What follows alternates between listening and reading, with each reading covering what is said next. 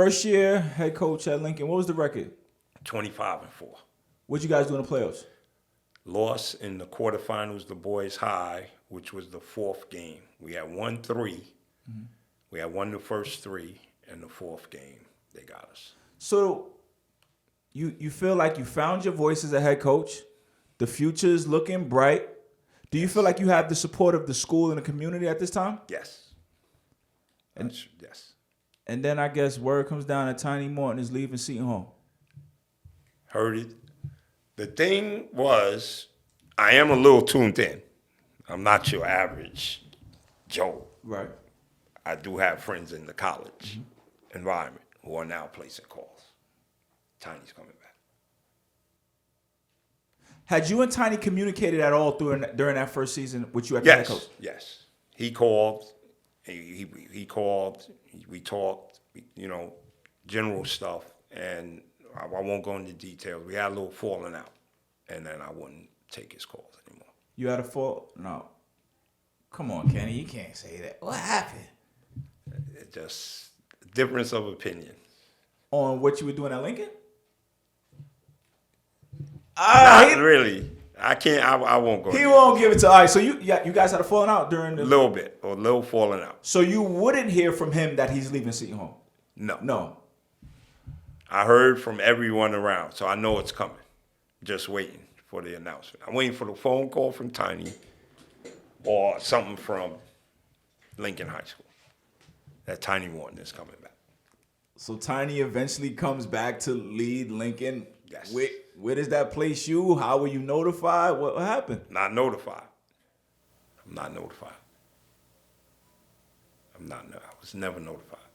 So no one from Lincoln called me. Tiny didn't call me. Just happened. I knew he was back. How did you know he was back? Because it's September. He's running workouts.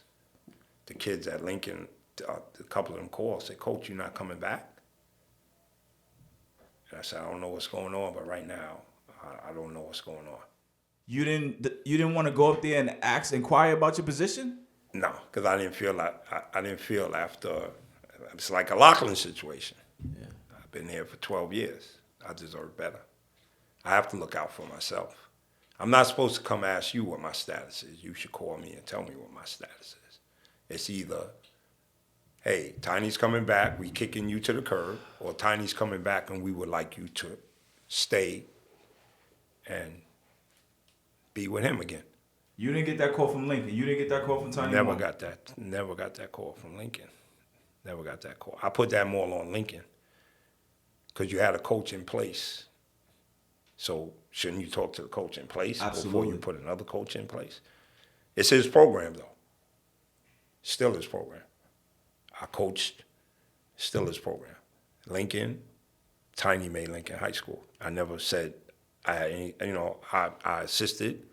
But as far as that program, that's Tiny Morton's program. I don't care who coaches or what happens to Lincoln High School. The history of Lincoln High School will start with one word, Tiny. So somebody at Lincoln High School should say something. Absolutely. Now, I did eventually swallow my pride and call the principal, who was kind of said, "I thought Miss eBay had talked to you." I said, "Never." Miss eBay, the athletic director? The athletic director. Never. She never called you? Never called me. Never sent me a letter. Nothing. Didn't get a word. So, phone calls are coming in from coaches, high school coaches. "I'd love you to be part of my staff. Love you to be part of my staff." Okay, real quick. Would you have considered being Tiny's assistant? Of course. After you had just been head coach? Of course. I was the head coach because he left. Even though you guys had a falling out? It wasn't that big of a falling out that couldn't have been mended. Damn. It wasn't nothing major. It was just like a little difference of opinion on something where I said, "Tiny, you know what? I'm going to do it my way right now." So it was a little different. We went out, and that was really taking over because after the season, we went out and ate and discussed some things. You and Tiny? Yes. Before you, okay. So before after the season, after we lost to the High, Yeah. then we definitely went out. So you kind of reconciled, like? Yeah, it was never none like, I hate you, Tiny, it's over. And he still didn't let you know that he was coming back to Lincoln? No. Tiny never told me he was coming back to Lincoln. I guess it was assumed, and when we had a really talking out about the whole situation, because I'm a humble guy, so my feelings are not hurt.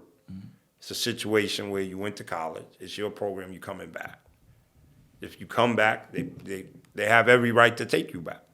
But all I'm saying in that situation, why couldn't somebody say, we need to have Kenny, Tiny, and a representative from Lincoln in the room For sure. and discuss how this should happen? For sure. Because like I said, all you got to say to me is, he's coming back. It's your choice to stay. We would love you to stay. Or he's coming back. We don't want you to stay. Or he's coming back, and if you would like to stay, we want you to stay. And it's my choice. For sure. And see, to me, that's so simple, it hurts. That's the situation. There's no ifs, ands, or buts around that. You have every right to do what you want to do. I can't block it. I can't do this. I'm not going to lead a player revolt. I am coaching at Brooklyn. What people don't understand, in all the years I'm coaching at Lincoln, I'm running the Law and Tech program. So. Both?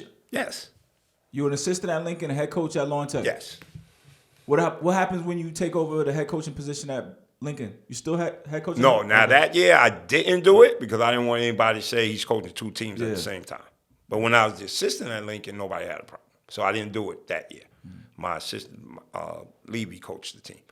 Actually went to the last game, was to make the playoffs. They played Grady, so I went from Lincoln practice over and watched the game. But I didn't coach. That was Larry's freshman year. Larry Moreno, like you. Yes. So you just got nothing. How you feeling, Kenny? Like, is it hurt? Is it anger? Is it frustration? It's just like, this is the second time in my career that I've done that I know I've done a good job. I know did a good job at Lockland. I developed players. I brought players there. I mean, Mike Boynton would have went to Christ King if I'm not at Lockland. He's one of the best players that ever played at Lockland. I'm there for the run. I'm like, wow, nobody appreciates me. So I'm not mad. I'm not hurt. Now there was things being said. I'm not getting into that. I got a call from a newspaper that wanted to do an article. No, I'm not doing no articles. One thing Mr. Lortz taught me was just like the Locklear situation. I never discussed that. I just told you like I told you. They didn't give me the job. I moved on. So I'm not burning bridges. I'm not living life like, oh, I hate Lockland. Oh, I hate this, I hate that. So I'm just like, wow, this is low. But I'm getting love from other people who's saying, oh, can you come be an assistant? We love to put you on our staff. So, Kenny, you mentioned that even though you're moving on from Lincoln, right, you're getting love yes. from some other folks. Yes. Who's called? That phone is ringing. Phone is ringing. Who's calling? I'm only going to mention the one I went to so that other guys will remain anonymous. No, Kenny, it was in public knowledge. Wings Academy reached out. Of course, Wings. But Bill's my brother. Okay. It's my brother. So, of course, anybody that knows me and Bill is going to say, well, he could go to Wings Academy, but I live in Brooklyn. I'm Brooklyn born and bred. Right. Like, sounds intriguing, Bill, but that means I got to go to the Bronx every day. Yeah. But Bud's called me. Bud Pollard, head coach at Thomas Jefferson High School. Thomas Jefferson High School. Known him from the Riverside days. Worthy of adversary. Respect the fact, because I knew back when, like I said, when I was doing the high school circuit, I remember when Coach George Moore used to be the head coach at Jefferson. I say, wow, they're horrible guy. And then they took over, him and Sel built it up. He calls me. And he said, I would like you to consider being an assistant coach here. Once again, it's like the other situation. I'm like, wow, that's, Bud, Jefferson, Lincoln, so I said, I would have to think about it. I don't know, I was just at Lincoln, and now I'll go to Jeff. People think, and I'm like, so once again, I talked to my confidant, June Francis, great guy, gave me, Cobras. I tell him the situation. He said, Kenny, Rick Pitino was coaching Kentucky. Now he coached Louisville. You got to do what's best for you.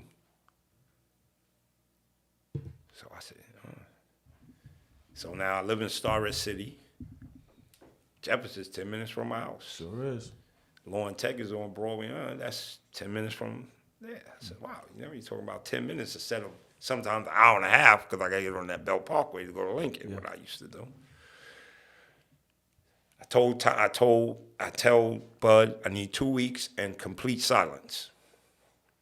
If I hear anybody saying that you offered me a position and I'm considering it, I will not do it.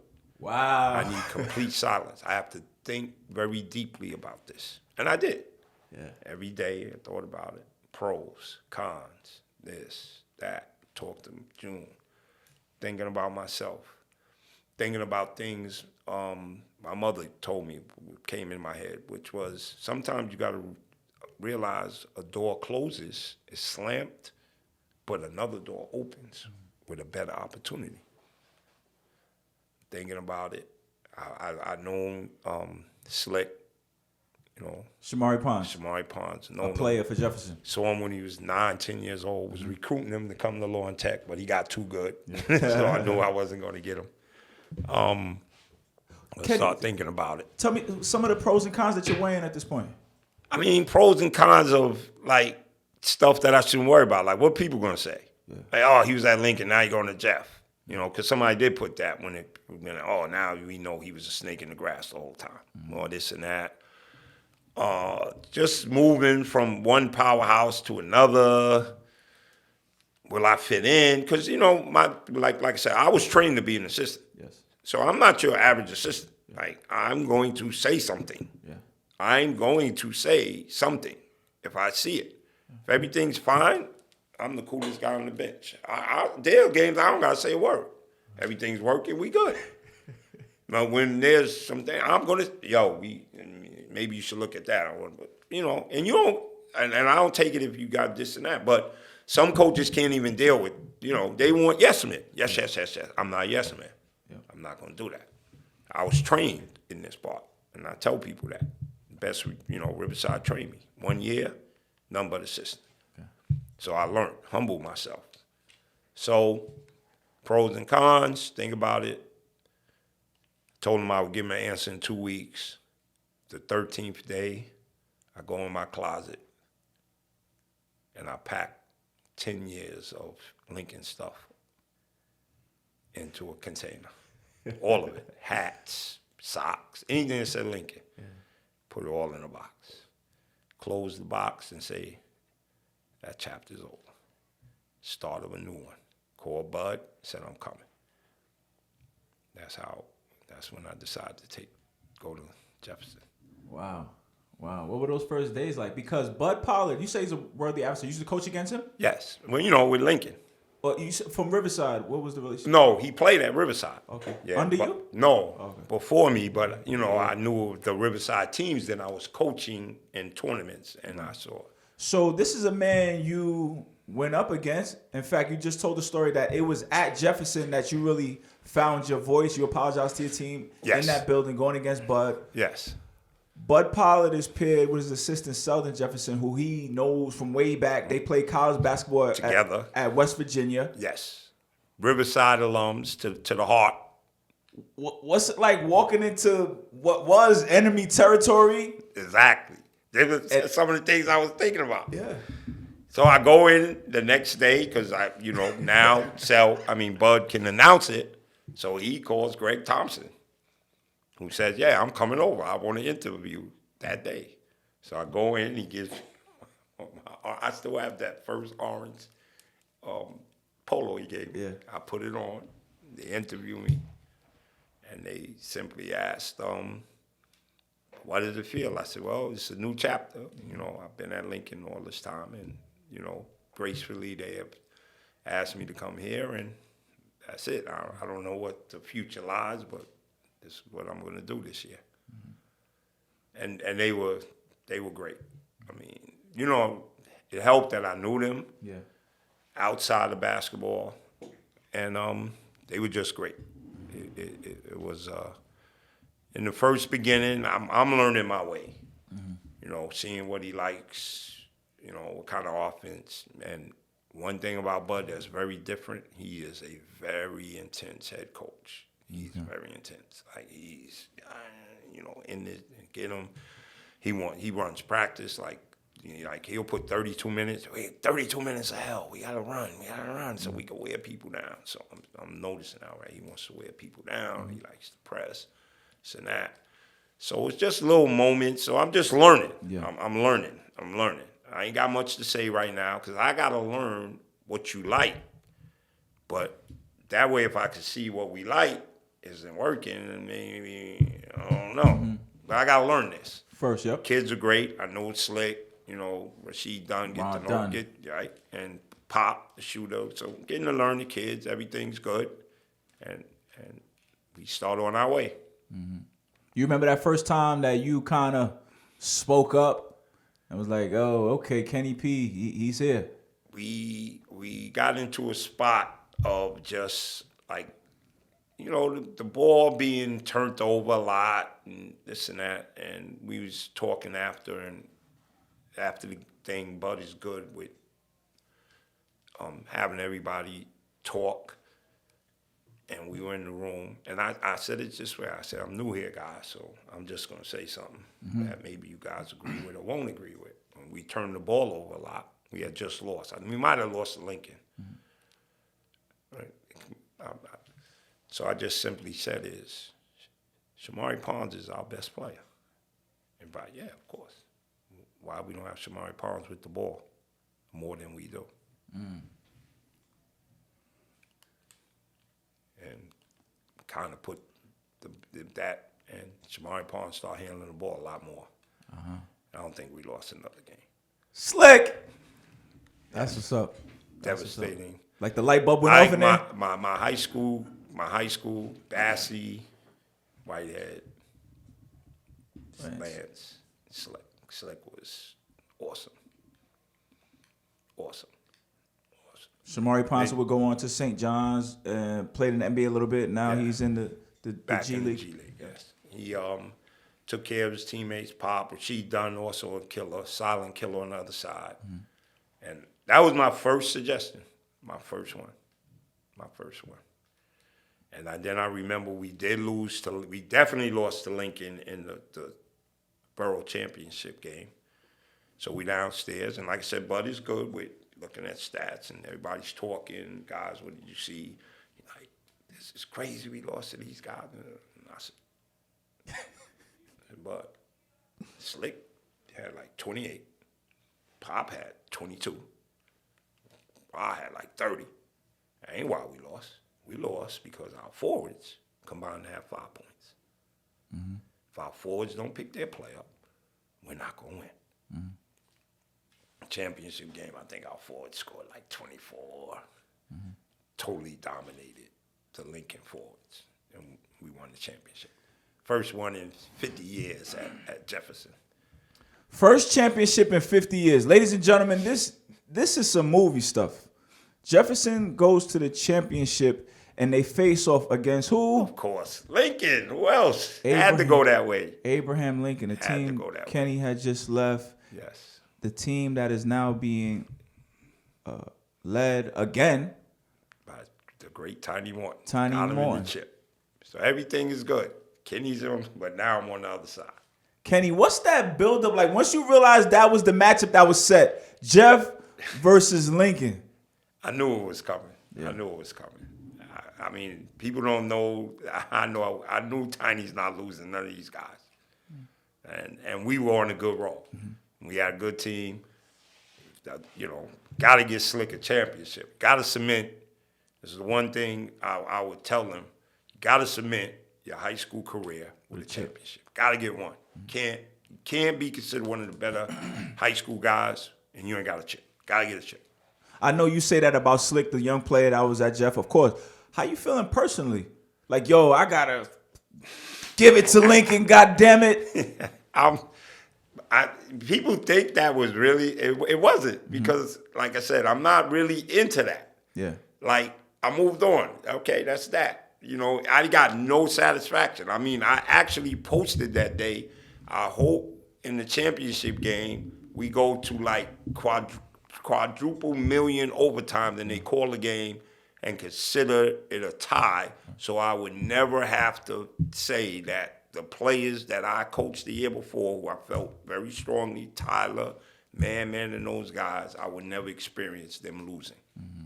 So, and that was true, because like I said, Man to me was like, and then when they won the chip the next year, he was the glue. Mm-hmm. That kid worked so hard for me, it was ridiculous. Mm-hmm. And I really felt that way.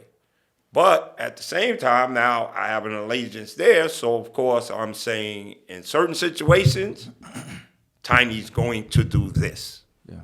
I know, I was there. He's going to do this. Did it help? Did it didn't help? I don't know. But I was able to give those types of tidbits as we prepared for the game. Yeah. And you won a championship. Yes. Jefferson had lost 3 championships a few years prior. Yes. And your first year there, they won the first championship. He cried like a baby. That ain't a coincidence, Kenny P. Could be. Your first year there. Could be. It could be a coincidence. You know, I got to ask you, what was the handshake like? You and Tiny Morton. I shook his hand and said, I think you did a hell of a job with this team. And then I kept it moving. That's it.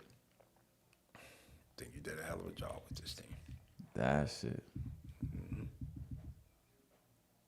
How would you describe your contribution to Thomas Jefferson? I think I contributed quite well. Mm-hmm. Is it X and O's? Is it motivation? I'm not a motivator. You know, with my team, people see me coach Law and Tech, and they say, wow, you don't do that. But I'm not the head coach at Jefferson or Lincoln. I'm an assistant. As an assistant, I keep a cool head. Mm-hmm. I'm not arguing with refs because it's my job. I might agree and say, yo, that was a horrible call. Mm-hmm. You got to be kidding me. But I'm not going to jump up and down before. And, you know, players have relationships, so, you know, I can say things and things will be respected, but I'm more of, I consider myself more of an X and O guy. I'm watching the game, I'm noticing, and then I'm an AU guy, so, like, if we're somewhere, I can say, hey, I coach against this guy. He's pretty good. Mm-hmm. We got to watch him. He can shoot, or this one or that one. And just like a little X and O guy, you know, during the game, and that's where I take it. Because Sell does that, you know, Sell is, you know, he'll get them and this and that, and he'll, you know, demonstrative, and that works. And like I said, Bud is intense. I'm just going to suggest that's what I learned. You know, hey, this, and before we huddle, that's the one thing Bud will do, timeout, 3 coaches, what do you see? Mm-hmm. And I might say, yo, I think right now this is happening. We should do this. Or whatever it is, you know, any one of us. And, you know, it was a satisfying year. After what I thought could have been a downer, and I could tell you this, I was more down when I didn't get the Lockland job than when Tiny came back. Right. Because it's your program. So the only thing, like I said, that was mishandled, and I blame that more on Lincoln than Tiny. That the only thing I told Tiny, I think it was worth a phone, you know, give me a call. Yeah. But Lincoln, you never said nothing. They haven't said nothing to me to this day. To this day. Can you send me a letter or something? You can send me a letter now and say, we sorry, but, you know, we fired you after your season. I don't know. You said you told Tiny it was worth a phone call. You guys have spoken since. Let me tell you something. I have no ill feelings to Tiny. None whatsoever. I think Tiny was in a tough situation coming back. Maybe a little bit of my success. I had a successful season. I don't care what nobody said. I went 25-4 with 3 freshmen. Yeah. And I lost to a team the 4th time. And I remember that was going to be a tough week because this is how my week began. I get the playoffs. We just played them the week before in the Boroughs, semis. We were down 15 at half. At home, came back and won. Get the playoff matchup. I'm unhappy. Why am I playing? If I win I'm going to win my first game. I'm no 2 seed. I'm not losing the 15 seed. I'm sorry. Coach too well to lose. I'm not getting upset. At home. Right. Now we're going to go to St. John's and play. We had to go up to the Bronx, wherever that was. Lehman, wherever. play boys high. Ruth Lovelace ain't got to say nothing to her team. We're playing Lincoln. Oh, yeah, that's it. We ain't losing them no more. They focus. Yep. This is exactly what happened. And when I talked to my team, all right, guys, we play this. Then we got boys high. It's going to be a tough game. I got freshmen. Tyler Bourne goes to me. Why, Coach? We already beat them 3 times. There you go. There you go. That's when I knew they didn't know the mentality that it's hard to beat any team.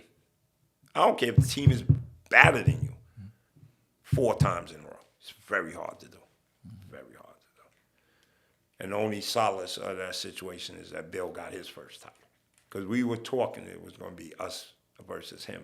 Oh, your boy Billy Turner's at wings. Yes. Gotcha. Because he played Jeff that day in the semis and won. Gotcha. Yes. So that was that, But, yeah, Tiny went on to NAS. We talked. I told him Catholic League's a little different. Yeah. They ain't going to go for all that other stuff. It's the Catholic League. He had a really good team, got upset badly. I think the kid hit a shot from half court. They were up 2.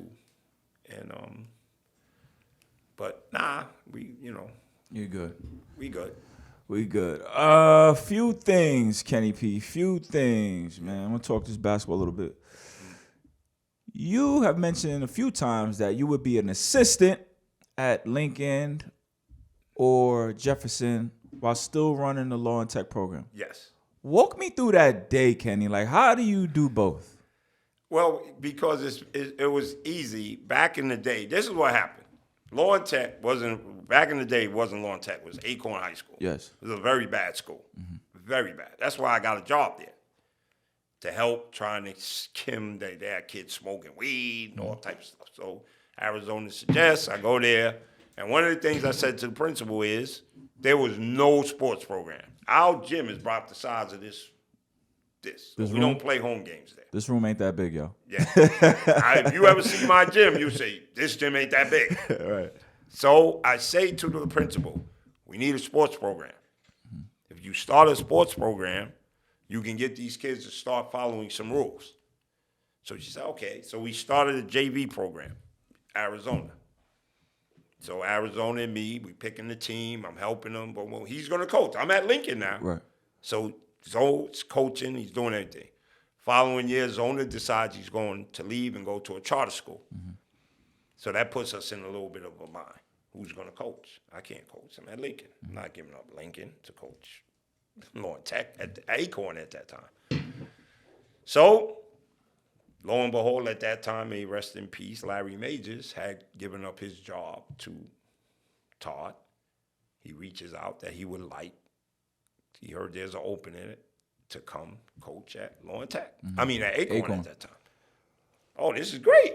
Larry Majors, it's coming in. We know the story. Before all that happened, he couldn't make it. May he rest in peace. Now I go to the principal. Well, Mage, she knew what happened. We don't have a coach. Larry Majors he was set to coach and he passed on? Yes. Okay. He was going to be the coach. Right. He had brought some players in.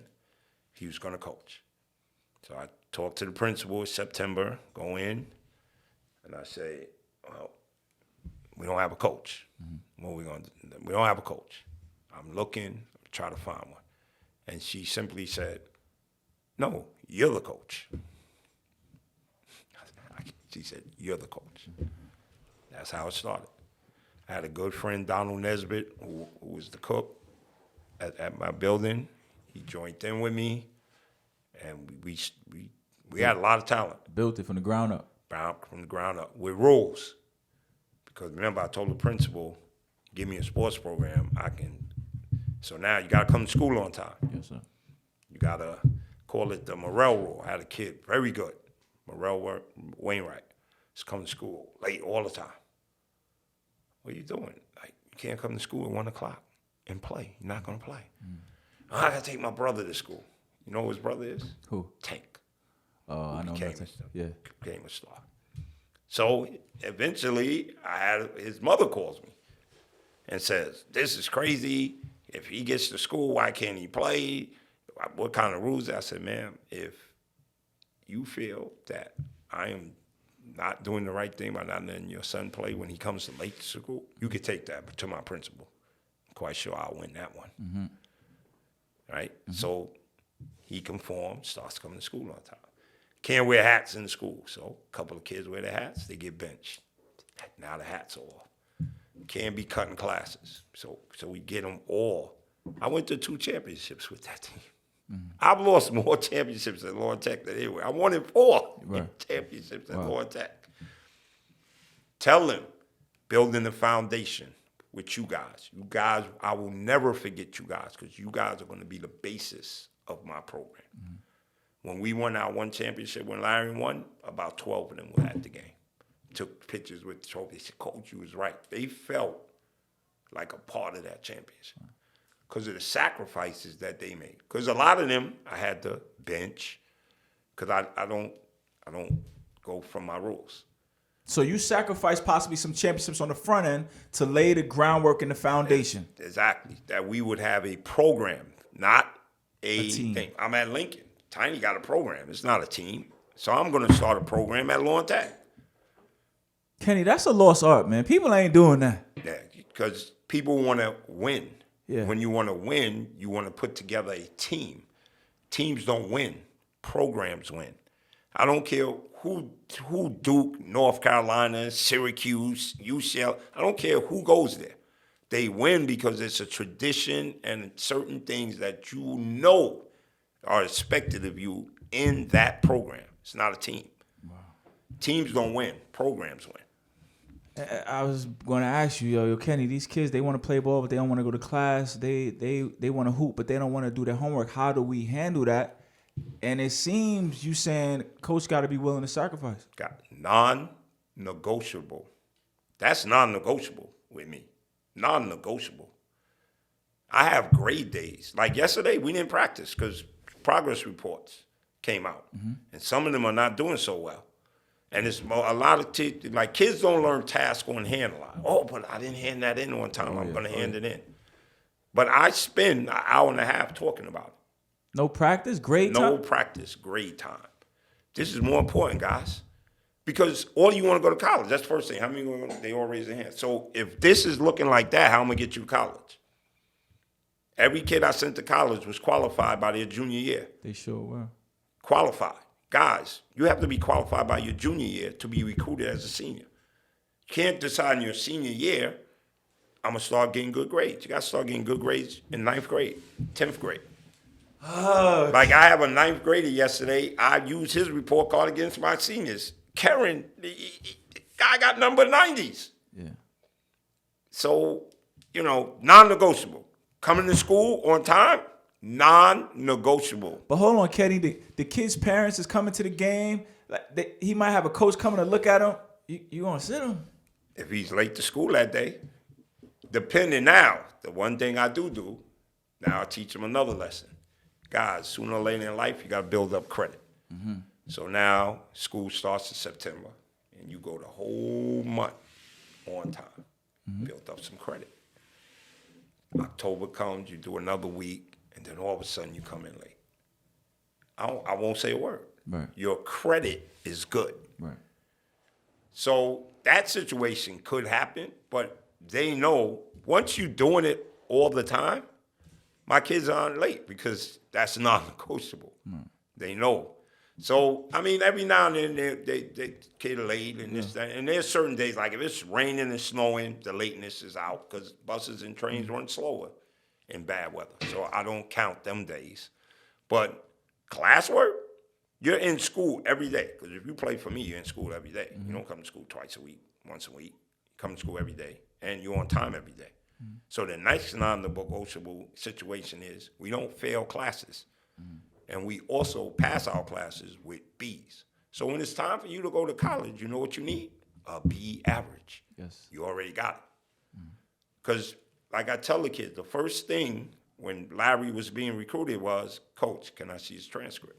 Fax it right over. There you go. Now you can be recruited. So that's what I mean as far as if you don't want to go to class, then what's the use?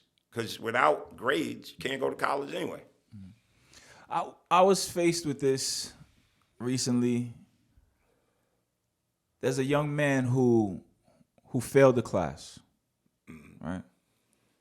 Now, we could go talk to the coach and maybe help the kid out. If we don't, he's going to miss 20 games. And if the goal is to get him in college, we can't afford for him to miss 20 games. Right. So do you help and try to work something out, or do you just leave him and let him miss those 20 grades? Go ahead. If a kid fails one class, I take into consideration what the class is. Mm-hmm. Now, I'm not going to tell you I'm a big, and I like to keep it simple. I'm not a big fan of algebra, geometry, and trig. Yeah. Not a big fan. No one's ever going to interview you and say, X is -3, solve for Y. Mm-hmm. So I give more leniency to those classes. You got to pass. So kids, a lot of my kids might get 65, 70. But non-negotiable points, and I get on kids, and they'll tell you, English, the language you speak, you can't get an 80 or a 90. You don't know how to read a book. You don't know who Romeo is. You don't know he loved Juliet. You don't know that. It's in a book. You don't know the main character of any book. You don't know what the plot, what happened. History, it happened, guys. It happened. George Washington was the first president. Abraham Lincoln did the Emancipation Proclamation. There was World War I, there was World War II. What was the cause and the effects? That's history. Mm-hmm. Those two, you should 80, 90s in those classes. Certain science classes, if you extend yourself, should pass. Mm-hmm. So if a kid fails one class, I'm not going to kick him. It depends on the situation. Because one, he's not ineligible. He's not ineligible. Mm-hmm. But my thing is, just like I said, the process of program versus team is that everybody in my program knows I expect no failures. Mm-hmm. So that other kids around them also will help them understand that. Like a varsity play could say, Coach, don't play that. Mm-hmm. You know, so it works pretty well. I mean, you get hiccups with freshmen, right, which you got to expect. Because freshmen, first year, they're in school, it's a little different, you know, so they can struggle a little bit. But I try to get them on task. Okay. Because the new rule is by your junior year, 10 of your core courses get locked in. Okay. So, and then if you're a coach, you got to understand 4 years of English, so you still got, that's another core course, you might as well say 11. And then your year of economics and economics and government, so that's another core course. So that's 12 really that you can't touch. It only leaves 4. Yeah. So if you don't have a B average in those 10, you're struggling. Mm-hmm. You're struggling. Mm-hmm. So I try to say all B's makes it easy. Yeah. Yeah. Kenny, I asked a few of the coaches what they wanted to know from you. You know, I said, yo, I got Kenny P. I got the legend coming through, which I want to know. Wow. One guy asked about practice. I guess what's the philosophy? What's the approach? We got limited time. We got to work on conditioning. We got to work on the mistakes from the other game. We got to do individuals. Like, walk me through a Kenny P practice. Kenny P practice. First 10, 15 minutes of practice is the players. They come in, they get dressed. I'm not in there. That's their camaraderie time. They stretch. They handle that. Then I come in, we start. I usually always start with a drill called elbows, which means we taking full court layups, full court pull-ups from foul line extended, then we cross over, go down the middle, guards pull up, forwards attack. Gets us into a good rhythm. We're trying to make our layups. That's about 10 minutes. Then we do a drill called 120 where we put 4 guys on each side and they run, catch, and shoot threes from 6 spots: corner, wing, gap. 120 as a team.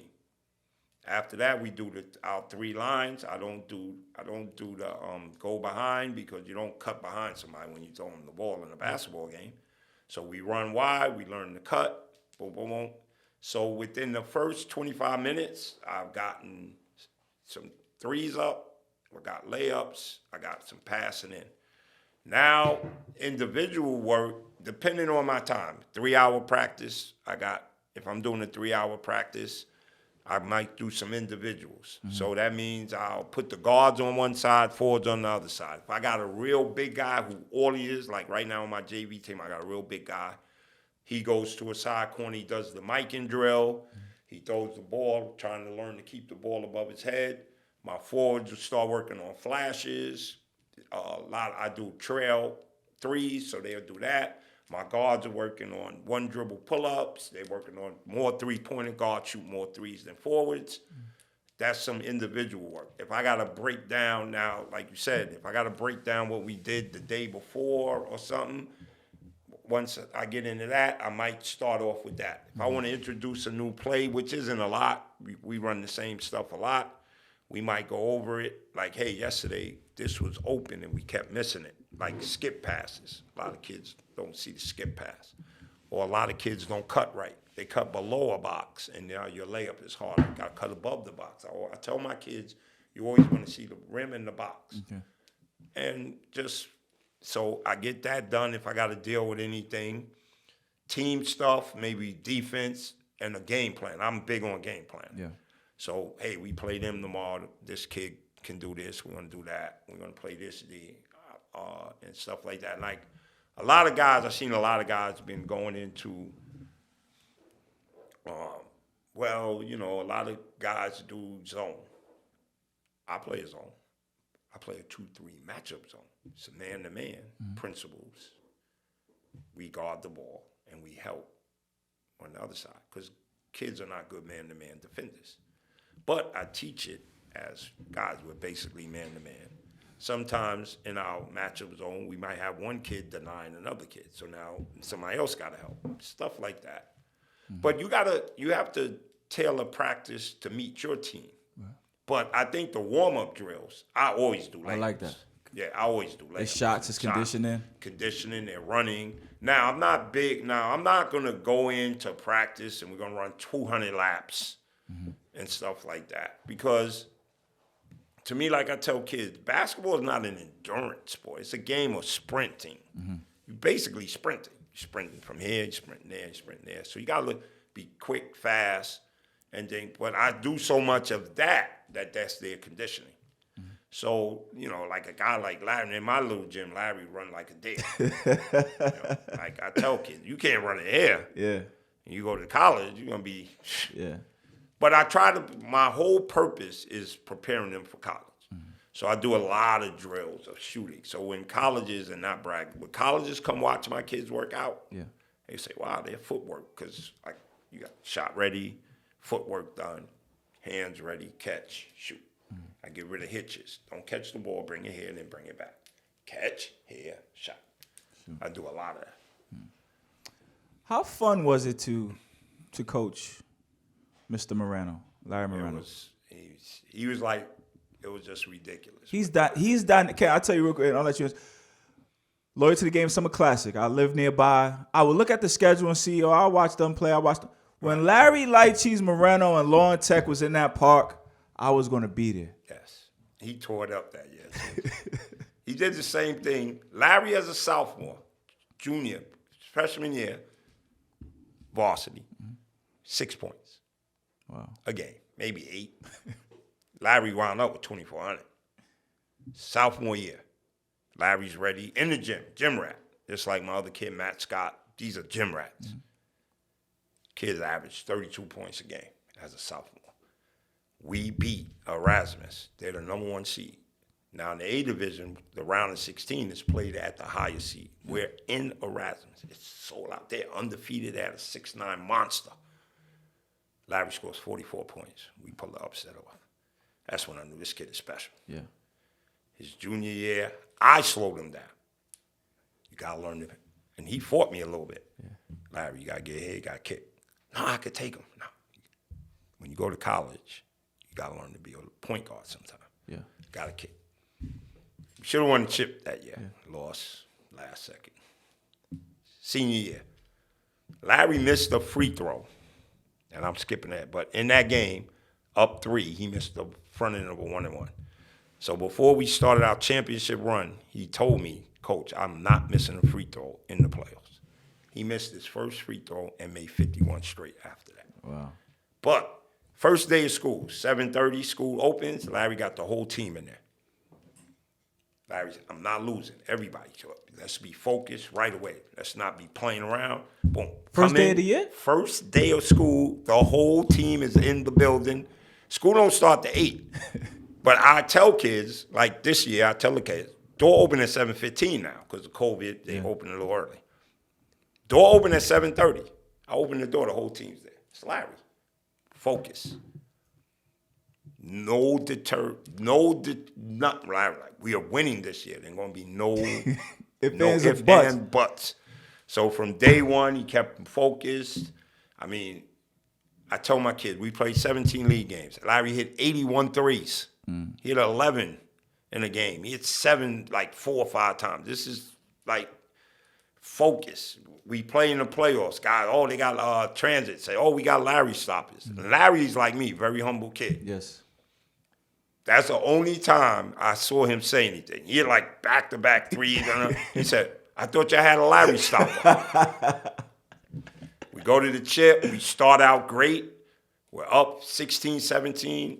To Roosevelt's credit, they come out in the third quarter. They erase the lead, cut it down to 2, and this is what I mean. He didn't say it, but Larry comes down, and goes on a 15-0 run by himself. Wins the chip. That kid is dynamic, man. Off to St. Francis. As a coach, that's like a toy, man. His ability to hit shots, and that's when I had him in here. I know he do like trick shot stuff. I want that boy really hoop. Yes. I tell him all the time. When he first started doing the trick shots, I call him, Larry, what are you doing? That's fake. Yeah. He said, no, coach, I'm doing it for real. No, that's fake. There's no way you made that shot. Yeah. And eventually I found out, because his little brother's at the school now. Yeah, D'Angelo. Yo, Kenny, I thought it was fake too. Until he showed me in his phone like attempts that were near makes. I said, oh, okay. Yes, but this is part of his mantra, because he was a big Kobe, so he was the Dominican Mamba. His mentality was, if I shoot this 10 times, I'm gonna make it. Yeah. So sometimes he said, Coach, I make it the first time. Mm-hmm. But I thought it was fake. Yeah.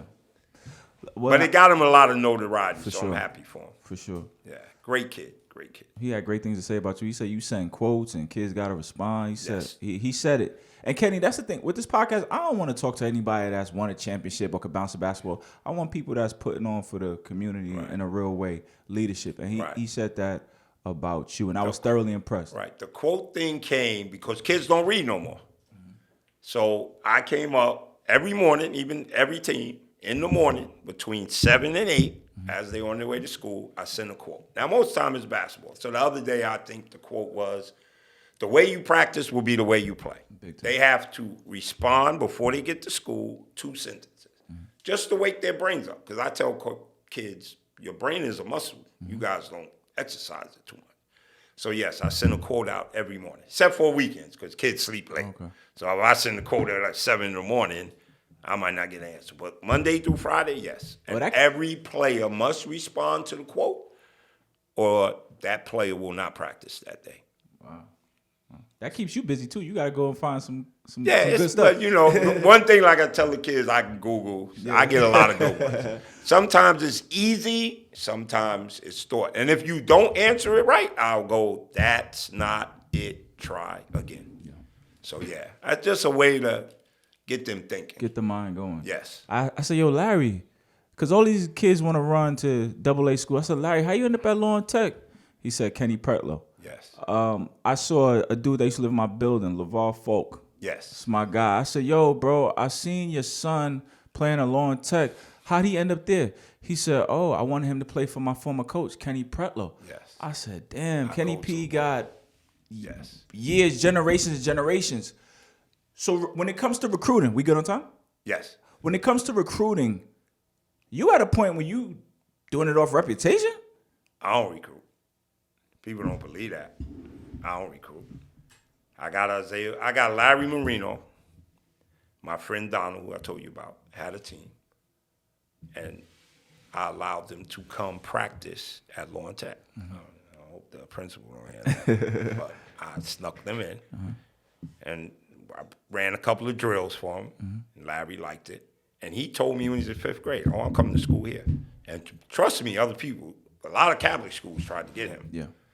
But he was loyal. I got Isaiah and Isaiah is one of the success stories of my program. He was a center on his team. His father like, you're going to play for him. And he now plays guard at Newport College. So Tank came because of his brother. The funniest story with his mom, so remember I told you, she called me, why my son got to be on time? When it was time for Tank to go to school, you know you got to put down 10 schools. Yeah. She put Law and Tech 10 times. So the guidance counselor calls her. You can't do that. Yes, I can, because y'all not screwing that up. That's where he's going. Wow. And so I don't go out and recruit. I don't. If whoever's in my school now, I will know certain kids are coming. Right. Like I can, like, who do I have on this year's team? Siani? Siani. Now, true story with Siani. That boy nice. If you call this recruiting, I saw him playing for Smoke. And Smoke, God, he's loaded. Yeah.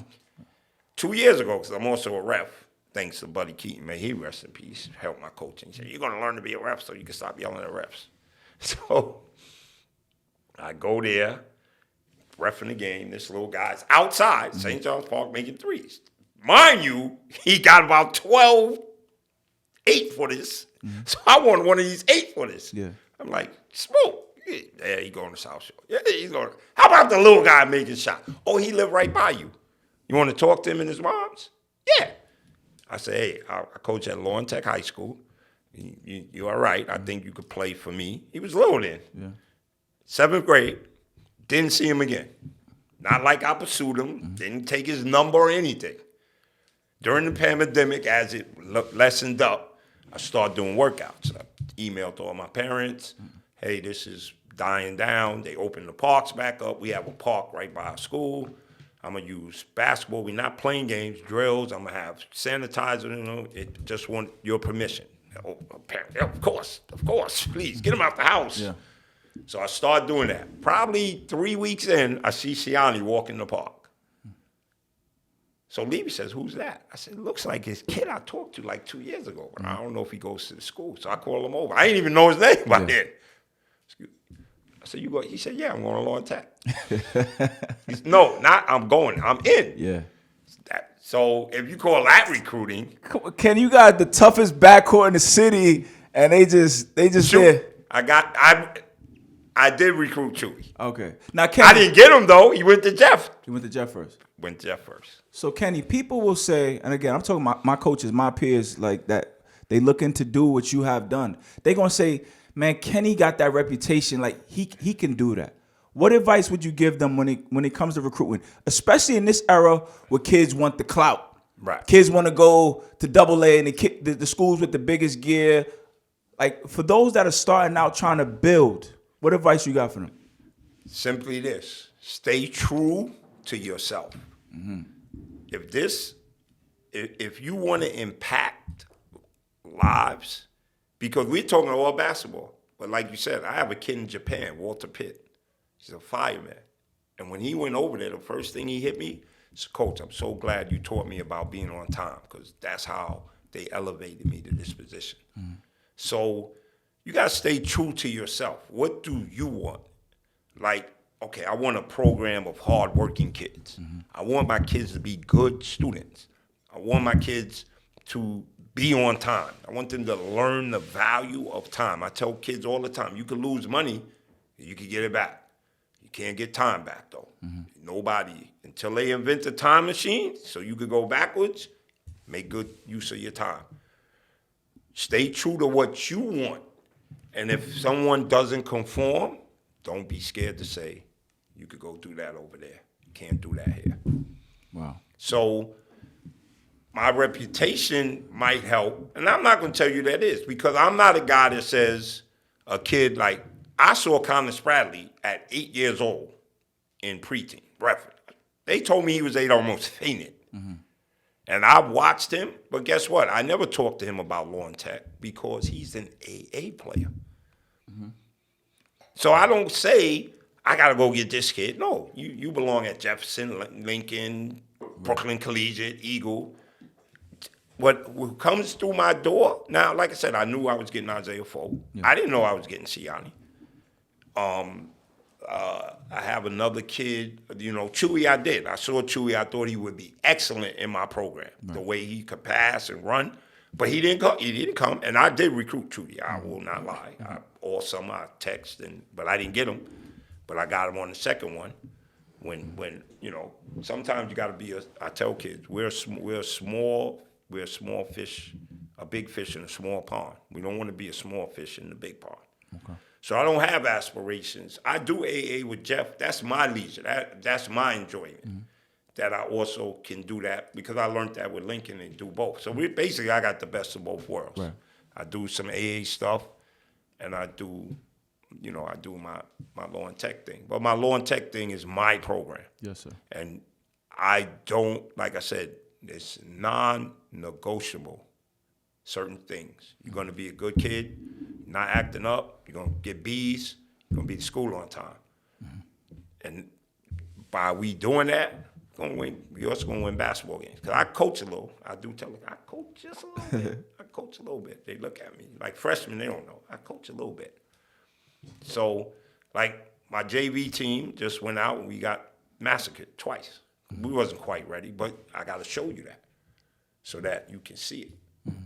But if you're building your own program, just stay true to what you want. Decide what you want your program to be. Get kids, if you go out to get kids that will conform to it. Mm-hmm. The ones you have already, let them know this is like any other thing. There's a new sheriff in town. We're going to do it this way. And don't be scared to lose a player. Mm-hmm. I've had a lot of kids transfer from Law and Tech. I've actually had kids that are pretty good that don't make the team because they can't conform to my rules. Like you can't wear a do-rag or a cap. And they'll say, but everybody else is. We're not everybody else. We're not everybody else. We got non-negotiables. We got standards. Yes. It's interesting. I got the book covers in here. And someone else I learned that did not recruit, John Wooden. No. He did not express interest in a player unless they expressed interest in him first. Right. And he has the most national championships ever.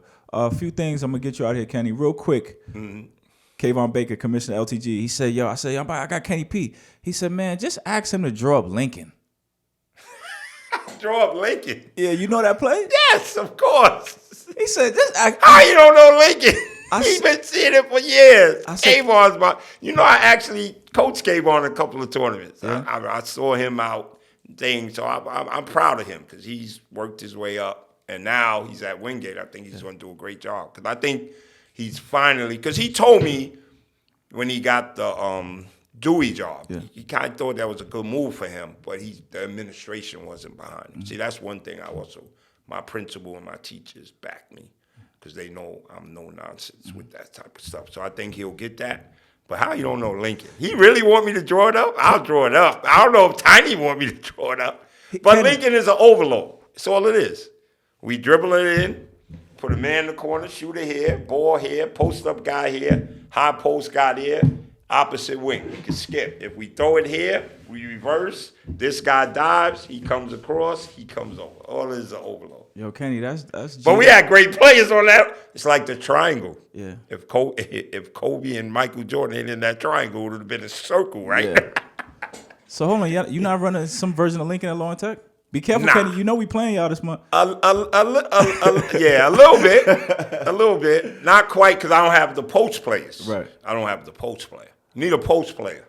That's crazy though, because when he said that to me, I said, Kayvon, if you are aware of the player, that means you've seen it. Just take it. Yes. He said, I can't get it. Can't get it. So we got Kenny on film giving us the play. Yeah, I give it to because you know what? A lot of people, I run stuff that I ran at Riverside. Yeah. And people say, oh, you've been running. I'll never forget, and he's passed on, but he did a great job at Abyssinia Church. Mm-hmm. Guy named Lex. You might not know him, but he was a great guy, community guy. And he, Abyssinia was an adversary. They beat us sometime, but one time he was really with me. Yeah, Kenny, I know box low now. Yeah. I got it. I dare you run that today. Okay, Lex. Yeah. Ball goes out of bounds. Box low. Switch it. Okay. He switched it, and the play worked. Yeah. That's what we want you to do. Switch it. Still got something. We run the same stuff. Like I said, I don't run a lot of plays. I learned that from Mo Hicks, another great coach. Mo Hicks told me, Kenny, I run 2 out of bounds play, 2 offenses. That's why we excel. You ain't got a lot to remember. You can't have 40 plays. I don't think you can have 10 plays. I have a pattern set, and I have a motion set, and I have a zone offense. And out of that, we have a series of options. But it's easier for the kids to remember. I like that. Because your offense does really look very free-flowing. Yes. Because I don't have a set point guard. Like Chewy is like the aberration because Chewy really doesn't shoot it that well. So I like Chewy to have the ball more than spotting up. But basically, whoever rebounds, including a forward, like my kid Demare this year, Matt Scott, if they rebound, they're the point guard. They're pushing. We fan out and we get to our spots. So makes it easy. College, what has Golden State done to the basketball world? Everybody spreads out. There's no more posts. Who posts up anymore? Nobody. That's why JaVale Okafor and all them guys are out of the NBA. Nobody wants to post play. DeMarcus Cousins, no more post play. Kenny P, legend, been on the New York City basketball scene for a long time. I think New York City basketball lacks leadership. I think it's a bit soft. If you look at the NBA, the most prolific scorer in the history is Kareem Abdul-Jabbar. Yes. He come from this great city. Yes. We ain't gotten close since, literally and figuratively. What does the great Kenny P think of that? New York City basketball landscape got no leadership. We kind of soft. I'm a big New York City guy. I root for all New York City kids, whether they play for me or not. When I watch college basketball, I root for anybody and everybody that comes from New York City basketball. This is what happened to New York City basketball, the proliferation of AAU basketball. Parents starting teams. This guy starting a team. That guy got a team. So it's like what you said earlier. If I don't want you to do this, this guy will let you. So I'll go play over here. You ain't let me, then I'll go. So it's too many AAU teams. Too many AAU teams. Back in the days when we were rocking, like I told you, us, Gauchos, then Gary Charles built up the Panthers. Basically, in a big-time tournament, one of us three was going to win. Right below that, Madison Square Broncos, Doc Naselli, may he rest in peace. He did a great job of taking that second-tier guy and being able to do things. But a lot of times he just knew, I'm going to dodge these guys. I started a program. And that's what, like I said, I stayed true. And we got to that level. But then when I got to that level, I said, we need more. Riverside can do more. That's why I got to go there. We can only do so much there. Now and I love anybody. When you coach kids, you're doing your penance on earth. You're doing it on earth. So when you see St. Peter's, he's going to let you in the pearly gates and I'll send you down below. But it's too many. And not the right ones. Right. Not teaching the values that you talked about, Kenny. Right. It can happen. When you just want to have a team, you're not reaching kids. Because these kids, let me tell you, I discipline kids. I mean, I bench, and they accept it. And that has nothing to do with society, but we do have to remember, for whatever reason, there's not too many two-parent households in young black men's lives. Right. So as an adult male, I take it upon myself to be able to try to buffer that. That I'm the guy that's going to say, no, you can't do that. Because no one at home. Mommy doesn't enforce that. Grandma, I tell the kids all the time, I was my grandmother's first grandchild. Yeah. I could have did a murder in front of her, and she would say, not my baby. Right. So I that when I wanted to get unconditional love, I went to see grandma. I know I'm getting a hug and a kiss no matter what. But when I wanted to get straight on something, then my coach did that to me. And he's passed on, Rudolph Anderson, Big Red Basketball. I have to mention him. He killed me up there when I get there. But he's the one that gave me parameters. Yeah. And said, do this, do it this way, do that, do this, do this. And Mr. Lodge taught me about time, professionalism. Thurman, Mike, these guys. Learn to do it this way, that. So, and I tell kids to this day, every day I try to learn something. My mother said, every day you try to learn one new thing. Mm-hmm. So I'm never closed in like, all right, I know it all. Mm-hmm. I see something, I like that. I'll steal it. Like, Kayvon's trying to steal something. He should know how to do it. Kayvon is a good guy. He's going to be successful. Not this year, I hope. Because I got to play him. Yep. I got to play you guys this year. But it's just, I'm old school. I think old school works the best, I think. And a lot of people nowadays don't think old school is the way to go. Oh, you can't get on them. You can't do that to them. Yes, you can. Yeah. Yes, you can. Because when they get a job, they're going to be held to a standard. You can't just go to work and do what you want. Your boss going to say, do that. And you come back later, I told you to do that. You're fired.